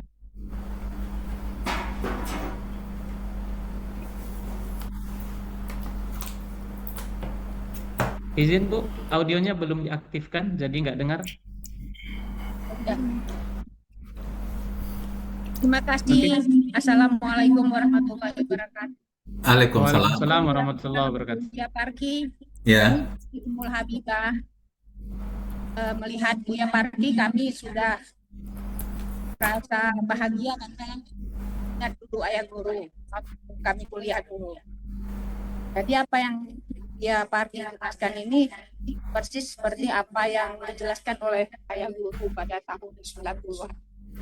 Kami dulu murid beliau di Universitas Pembangunan Pancabumi. Jadi apa yang Buya Parki jelaskan bahwa metafisik ini adalah suatu hal dasar kenyataan dari di luar jangkauan manusia, kan gitu ya. Iya, iya. Jadi bagaimana masalah misalnya waktu kan tidak bisa kita lihat, kemudian jiwa seperti yang dia sampaikan tadi, kemudian yang ingin kami ulangi kembali atau ingin kami dengar dari Buya, kan apa hubungan metafisik ini dengan agama. Karena dulu waktu ayah itu menjelaskan masalah metafisik ini, banyak juga yang berbeda agama yang mendengarkan waktu kami kuliah. Berarti artinya bisa mata kuliah ini diberikan kepada semua sekolah-sekolah gitu. Semua sekolah dan bisa juga didengar oleh agama yang lain. Bagaimana Bu ya? Terima kasih yang mulia. Sebelum saya jawab ini Ibu Rabina Zales ini dari mana Bu sekarang? Saya Jairida, lagi berada di rumah Ibu Rabina. Oh, Ibu. Tapi ini nama Rabina Zales tapi bukan istri Bang Kiki ini kan? Ya. Bukan Bu ya. Hah? Bukan Bu ya. Nama apanya Rabina Zales tapi ya oke Bu. Jadi saya pikir, mohon maaf sebelum saya menjawab, saya pikir kok istri Bang Kiki udah berubah, itu yang pertama. Ya oke Bu. Saya pakai HP Kak Rabina, jadi nama saya Jairida. Oke Bu, ya Bu. Ya Ibu. Di luar jangkauan manusia, metafisika, hubungan metafisika dengan agama, tapi saya tadi menyampaikan ini adalah menceritakan hal-hal yang gaib dengan ilmu eksakta. Jadi metafisika dulu Bu ya, metafisika dengan ilmu agama. Di metafisika ini adalah menceritakan hal gaib. Sedangkan di tiap agama nanti ada cerita tentang gaibnya. Ada tentang hal gaibnya. Disitulah dikombinasikan hal-hal gaib yang ada ilmu metafisika dengan agama. Di berbagai agama udah pasti ada gaib. Itu udah pasti ada hal gaib, itu udah pasti ada. Jadi tunggu ya sebelumnya. Ada perbedaan. Kalau metafisika bisa dikuliahkan kepada seluruh agama, tetapi kalau namanya metafisika Islam, itu nggak bisa. Ada beda ya. Metafisika Islam itu sudah tasawuf. Metafisika Islam sudah tahu. Tapi kalau metafisika ada hal-hal gaib itu ada. Jadi kalau kita bercerita tentang tentang hal-hal gaib tentang agama itu semua hampir ada. Jadi seperti kalau kisah Taurat ya di kitab Taurat. Taurat itu kalau itu adalah yang dibawa yang diberikan kepada Nabi Musa. Tetapi itu bagi orang Kristen Taurat itu ini contoh itu juga dipakai oleh orang Kristen yang disebut mereka perjanjian lama. Jadi perjanjian lama itulah Taurat, perjanjian baru itulah Injil. Jadi kalau Taurat itu perjanjian baru, Injil itu ada karena dia ada 4 sahabat, ada 4 jenis yang utama itu ya. Kalau nggak salah ada apa. Jadi di setiap kisah-kisah itu sangat banyak cerita hal-hal gaib. Hal-hal gaib. Jadi saya kebetulan ada juga Taurat itu ada saya baca. Taurat itu ini kebetulan ya terdiri daripada 5 kitab. 5 kitab ya, saya selalu mengingat Kejadian, Keluaran, Imamat, Bilangan, Ulangan. Karena Waktu itu banyak kali cerita itu, mohon maaf ini lari sedikit cerita supaya saya mudah mengingat kitab Taurat tuh, saya tulis saja kakak ibu. Jadi kakak ibu itu kan kalau kita biasa kartu keluarga ibu. Jadi mudah saya ingatnya. K itu kejadian, K keluaran, I imamat, bilangan, ulangan. Dari kitab 5 Taurat itu 3 kitab semua terjadi, 3 kitab semua tentang sejarah. Satu kitab tentang cara beramal, cara beribadah, satu kitab tentang hukum syariat, jual beli, utang piutang, tata cara, itu aja sebenarnya. Jadi kisah-kisah yang ada itu diakui ya, namanya Old Testament atau perjanjian. Jadi di setiap kisah itu udah pasti ada. Satu lagi di kisah Hindu, juga ada terjadi. Di kisah Hindu ada terjadi ketika Krishna bertwikrama menjadi Wisnu, berubah dia dari seorang Ramayana atau Sri Krishna menjadi Wisnu, berubah dia. Nah, itu terjadi perubahan. Nah, ini kalau nanti agak lebih dalam ceritanya masalah mursid ya. Nanti agak lebih dalam cerita, tapi dia ada cerita-cerita bertwikrama. Sehingga itu halo, mohon maaf. Halo, dengar? Ibu dengar? Nah, sehingga ketika ini pemahaman Hindu ya, untuk dia mencapai surga, untuk mencapai nirwana, dia mesti mengabdi. Dalam Hindu untuk mencapai surga dan atau surga atau nirwana, dia mesti mengabdi dan mengabdi sepanjang hidup, dan menurut mereka 1 kali hidup tidak cukup untuk mengabdi. Harus hidup lagi dan hidup lagi 7 kali hidup, 7 kali mati, dan selama hidup itu mengabdi dan Halo, udah dengar? Dengar, jelas. Dan bisa di hidup yang akan datang bukan dia sebagai manusia. Jadi panjang kali perjalanan untuk mencapai surga itu. Itu udah pasti cerita gaib. Jadi saya pernah bicara dengan orang Hindu bahwa konsepsi Hindu, karena jauhnya surga itu, maka perlu 7 kali hidup, 7 kali mati. Sedangkan dalam konsepsi Islam, bukan waktunya yang dipanjangkan, tapi kecepatannya yang dinaikkan. Jadi kalau kita ke Jakarta, kalau naik sepeda berbulan itu. Tapi kalau naik pesawat 2 jam dari Medan. Jadi kalau ke surga itu bukan lamanya, kecepatannya yang terpaksa dinaikkan. Dalam konsepsi Islam jadi nggak perlu 7 kali hidup, 7 kali mati. Sehingga dalam konsepsi Hindu dengan 7 kali hidup, 7 kali mati, lahirlah teori reinkarnasi. Dalam Islam nggak. Saya bilang nggak perlu, kecepatannya dinaikkan. Perlu pesawat, speed yang lebih cepat. Di mana? Ya mohon maaf, di mana kecepatan itu ada? Ya saya menyampaikan di dalam di dalam dada Rasulullah SAW. Disitulah kecepatan itu ada. Disitulah kecepatan itu ada. Satu lagi, jadi Hindu menggunakan waktu yang lama untuk mencapai surga. Islam konsepnya enggak. Kecepatannya itu yang dicarinya. Dan itulah yang diturunkan Allah Subhanahu wa taala kepada Rasulullah itu. Maka beruntunglah wahai kaum muslimin umat Muhammad itu. Nah, itu satu. Jadi kalau kita cerita mengenai reinkarnasi dan apa, bisa saja. Tapi kita bilang bukan, ya terserah Hindu itu dengan apa, tapi dalam konsepsi Islam itu aja, dia untuk mencapai nirwana itu perlu pengabdian itu. Jadi kecepatannya itu. Nah, itu satu. Kemudian yang satu lagi, yang perbedaan Hindu itu bahwa mereka selalu menggali gua, menggali tanah, menggali tempat-tempat sembunyi untuk bersemedi atau bertapa. Orang Hindu itu. Karena dia mengatakan Tuhan itu tersembunyi. Maka dia bersemedi, dicari-cari di tempat yang tersembunyi itu. Ya seperti kalau di Bali itu ada pulau Nusa Lembongan, ada tanah yang digali ke dalam 10 meter ke bawah, tempat orang bertapa di Bali. Segala macam apa itu. Karena dia merasa Tuhan tersembunyi, maka dicarilah lewat semedi dengan tersembunyi. Nah, saya bercerita juga sama orang Hindu. Di konsepsi pertama, kita Islam sama. Betul, dalam Islam Tuhan tersembunyi. Tapi bagi Islam Tuhan tersembunyi tidak di tempat yang gelap. Tuhan tersembunyi di tempat yang terang. Tuhan tersembunyi di tempat yang terang. Mantap.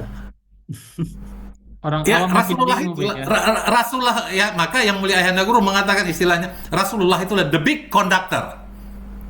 Konduktor yang maha, di situ labanya. Nah, disitulah tumpuan wahyu itu. Jadi kalau kita bercerita metafisika kepada non-Muslim, kita jangan masuk cerita, kita jangan, mohon maaf, kita jangan pakai ayat Al-Quran atau Al-Hadis, kita cerita teori metafisikanya aja. Kita pakai teori eksaktanya saja. Kita cerita eksaktanya aja. Dan adalah di buku Pak Luqman ini ada, kalau yang Kristen, Yahudi dan segala macam itu mengenal manusia pertama Adam, tapi di agama Hindu nggak ada. Di agama Hindu nggak ada manusia pertama itu, nggak ada, seperti itu nggak ada.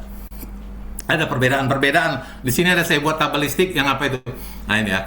Jadi Bu, apa cerita tadi boleh ya? Baik, jawaban Ibu, boleh kita bercerita tentang metafisika kepada non agama lain, tapi kita tidak memakai dalil-dalil Al-Quran dan hadis, kita memakai dalil-dalil eksakta aja. Kalau kita bercerita kepada agama lain, saya rasa itu jawabannya Bu. Ya Ibu, apa yang memakai apa Ibu Rabina Jales nih? Enggak, Bu, mohon maaf, nama Ibu sendiri siapa? Ya, Zairida, Pak. Oh, Zairida. Ya. Nanti marah kulabi Kiki jadinya nih. Ya, oke.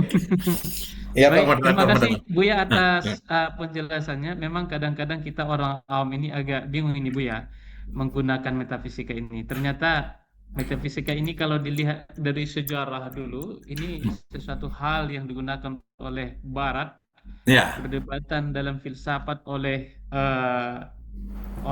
yang pertama Plato, Socrates, kemudian Immanuel Kant terhadap filsafat Islam, atau sekarang ini kita seperti yang disampaikan Buya tadi tentang tasawuf, pendekatan.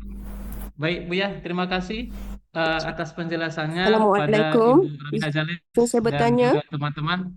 Jelas ya? Ada yang mau bertanya nih Pak? Oke. Baik, Bu Nur Azim. Ya, Assalamualaikum. Yang mulia Buya silakan Ibu. Saya Nur Azimah dari Malaysia. Nur Azimah. Ya. Soalan saya, setelah mencapai spirit menengah, apa mungkin seorang manusia itu boleh turun menjadi spirit bawah, dan apakah faktornya? Oke. Saya jawab dulu ya. Spirit menengah ini kan tadi ada tiga ya. Yang tadi nafsu mutmainah, lawamah, amarah. Ya banyak sebab lah, faktor itu banyak sebab. Ketika ya dia melakukan sebuah kesalahan atau dosa dan segala macam, dia boleh sajalah turun itu. Tiba-tiba lama-lama secara perlahan keyakinannya bertukar atau ada sebab gitu. Ada juga dulu kisah yang, mohon maaf, ini kisah lah ya, kita nggak tahu, ini kisah yang pernah saya baca. Jadi umumnya disebutkan oleh disebabkan oleh dosa. Umumnya disebabkan oleh dosa, dan ketika dosa itu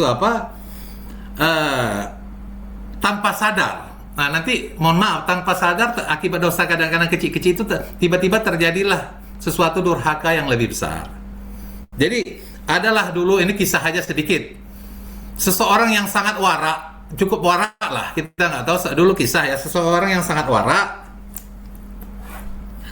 Suatu hari warak dan apa semua, suatu hari ada satu keluarga yang punya anak gadis yang punya penyakit. Jadi ini satu. Jadi ketika anak gadis itu dimintalah berobat kepada seorang yang warak itu. Seorang yang warak itu udah nggak sedap juga. Tapi akhirnya kenapa dimintalah semua ditinggalkanlah anak gadis tadi di tempat seorang yang warak itu untuk diobat. Ketika lama-lama terjadilah orang berdua saja dan segala macam. Lama-lama mohon maaf terjadilah hubungan antara laki-laki dan perempuan. Terjadilah hubungan laki-laki dan perempuan yang apa dan apa. Akhirnya ketika takut itu dia malu. Nah ini kisahnya saya pendek, saya nggak mau sebut nama. Terjadilah perbuatan dosa lain. Sehingga pada waktu itu karena ada terjadi perbuatan dosa, pada waktu Kesyah meninggalnya terjadilah itu. Jadi mohon maaf, bisa saja dia itu turun apabila terjadi perbuatan dosa yang kita nggak sadar. Ibu, mohon maaf Bu, sampai sini udah kira-kira bisa Bu? Jelas Buya Fakih. Bagaimana pula setelah spiritnya dibawa, apa bisa dinaikkan semula ke spirit menengah selagi nyawa masih dikandung badan? Kalau apa masih bisa. Tapi kalau di akhir katanya nanti, itu di akhir kata itu berat. Jadi mohon maaf, ini ada cerita agak lucu sedikit, boleh lah ya? Kalau saya di posisi itu, kalau ada orang mau mengobatkan anak gadisnya, mohon maaf ya, saya minta dinikahkan. Sebab kalau sudah nikah, tak ada istilah silap. Tapi kalau tak nikah, ada istilah silap. Kalau ini untuk menghindari dosa ini. Jadi kita jaga, mohon maaf, jaga syariat itu. Karena mohon maaf, tarikat yang putih harus berdiri di atas syariat yang benar. Tarikat yang bersih mesti berdiri di atas syariat yang benar. Jadi kalau misalnya dalam posisi ya kita tolak, tapi kalau memang dipaksa juga, ini istilah saya udah pernah cerita. Saya supaya jangan apa, saya minta aja dalam dia berobat, saya minta aja di status nikahkan sama anak gadis itu. Ini contoh ya. Kalau sudah nikah, kalau tidak ada kalau tidak nikah ada istilah silap. Kalau nikah tidak ada istilah silap. Nanti ketika dia sudah sembuh, terserah. Kalau dia mau balik ke keluarganya, ya balik gitu. Kalau dia sudah sembuh.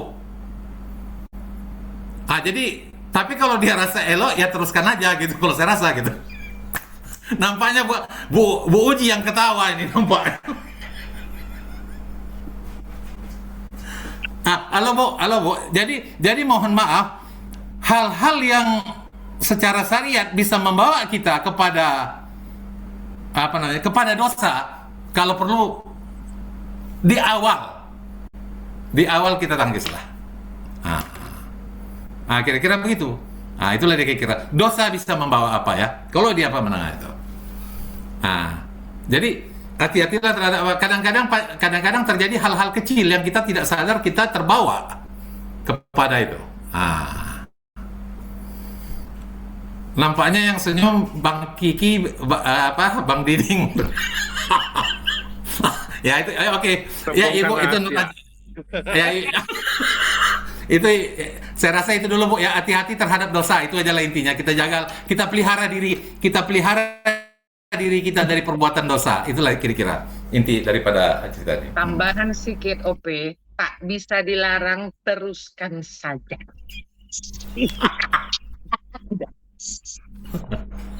Itulah kira-kira ada. Terima kasih. Itu ada satu Ibu Nur Azimah ini Kak Azimah ya? Kak Azimah? Saya balu almarhum Abang Irwan. Oh ya, bukan Kak Azimah. Ada Kak Azimah yang selalu jumpa, tapi saya lihat suaranya lain, beda dengan yang biasa. Ya. Jadi mohon maaf, saya bukan untuk hati-hatilah terhadap hal-hal kecil yang membawa kita bisa masuk kepada perbuatan dosa, itu aja sebenarnya. Boleh turun, boleh turun. Terima kasih ya Buya. Ya. Baik, terima kasih Buya. Izin Buya kita lanjut lagi, nih ada 2 lagi Buya. Oke. Boleh Buya? Izin Buya? Boleh.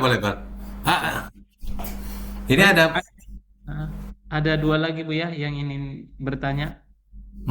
Atas nama Aidil Surau. Silakan Bang Aidil. Assalamualaikum Buya.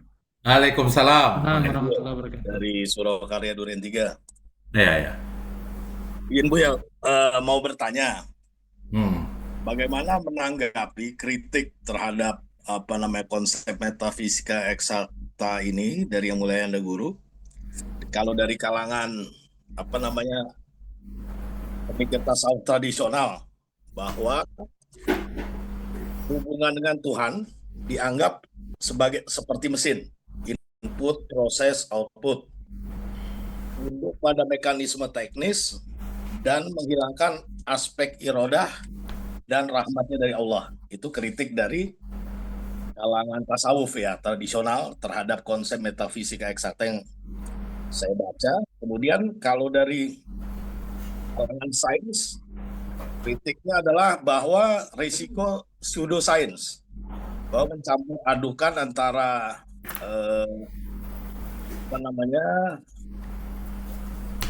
antara sains dan iman. Jadi dianggap sebetulnya itu hanya metafora, bukannya ilmu pengetahuan. Demikian Bu ya. Terima kasih. Saya belum bisa nangkap kali substansinya, tetapi begini ya. Dalam proses kritik itu nanti ada sebenarnya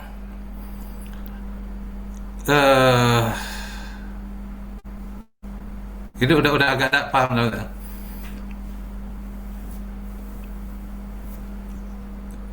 Guru mursyid dan Tuhan itu tidak bersarikat dia sebenarnya. Tidak bersarikat dia. Dia hanya berhampir, istilah yang melanda guru, berhampir dan beserta. Contoh mancis dan api.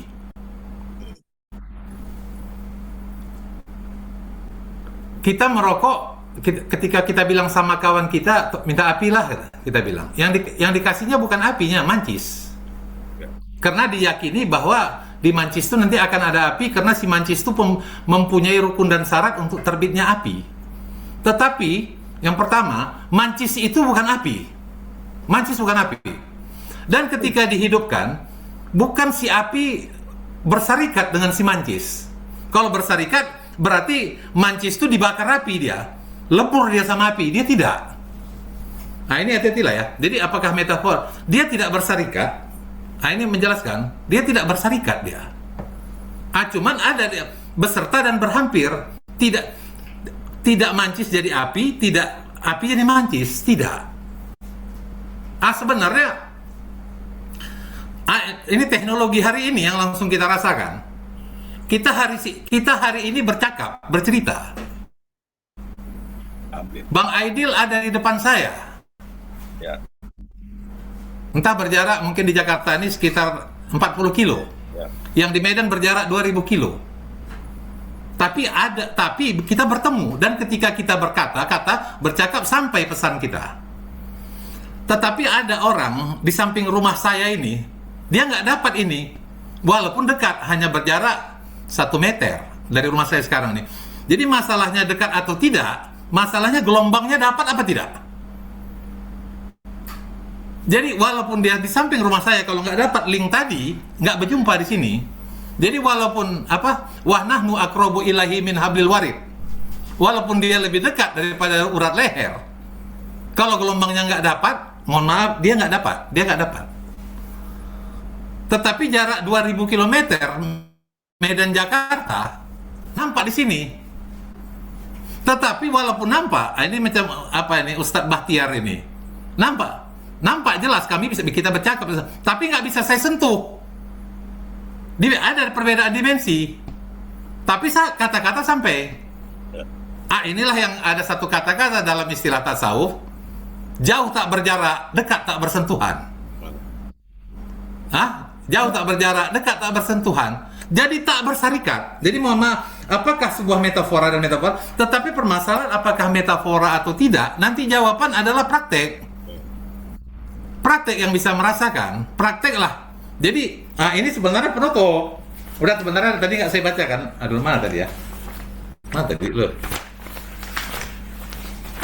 Nomor 4. Bukan. Sorry.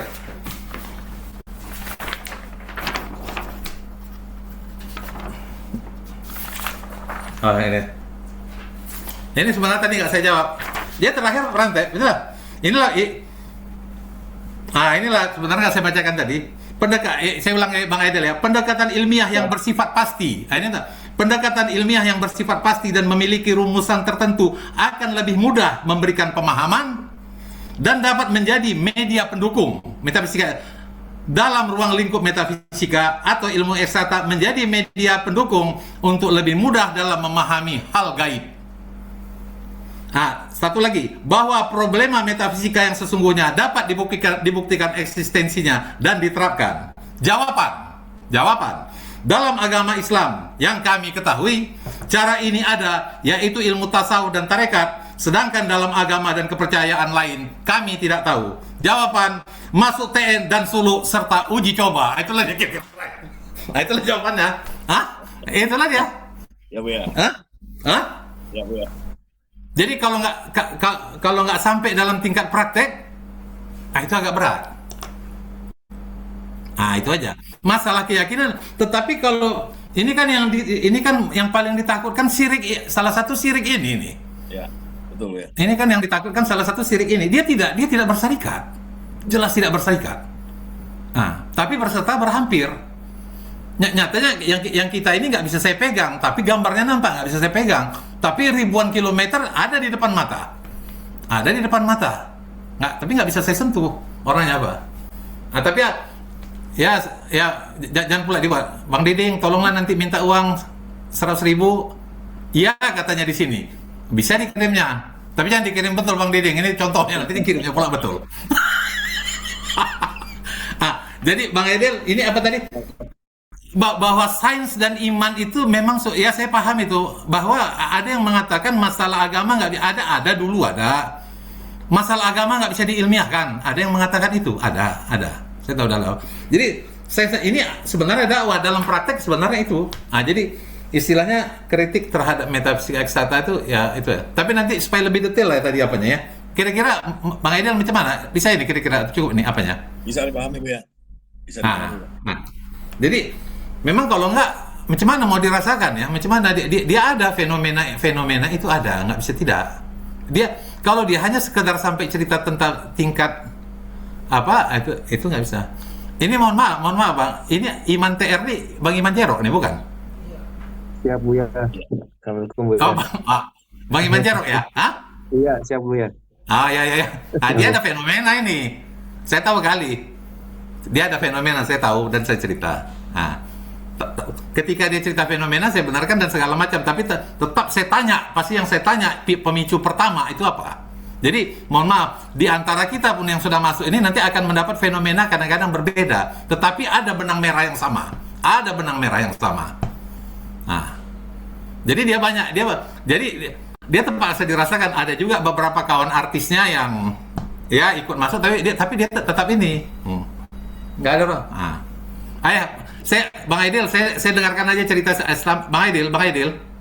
Ya, siap Bu ya. Saya ceritakan aja lah yang mulia Ayahanda Guru bertemu dengan seorang pejabat yang ingin menanyakan apa itu detail tarikat, bertanya sampai ingin tata cara praktik. Agak susah ditemukan. Pada waktu itu diambil ayah satu batang rokok. Ditanya Ayah Guru, yang mulia Ayahanda Guru, Pak Profesor sama pejabat ini, pejabat dari Jakarta waktu itu ayahnya. Ini apa? Rokok kata ayah. Di muka ayah, rokok tadi itu dibuka, dipecahin ayah. Dilihat aja, ini tembakau, ini kertas, ini filter. Ya, bukan tembakau. Kemudian diambil ayah satu lagi, ayah yang mulia Anda Guru. Ini apa? Rokok kata pejabat tadi. Bukan kata ayah. Ini gabungan dari yang 3 tadi. Ini gabungan daripada tembakau, kertas dan filter. Kemudian habis itu diambil ayah mancis. Diambil satu batang rokok itu dihisapnya, diembuskannya, barulah dibilang ayah, inilah rokok. Jadi mohon maaf, tasawuf, tarikatullah, kalau belum sampai tingkat rasa, memang payahlah dijelaskan. Dia mesti sampai tingkat rasa, barulah aku yakin di situ dia. Oke Pak ya, jadi sampai tingkat rasa. Jadi boleh aja untuk perdebatan boleh saja tadi mengenai kritik itu. Untuk dia apa? Itulah dia kira. Baik, terima kasih Buya atas penjelasannya.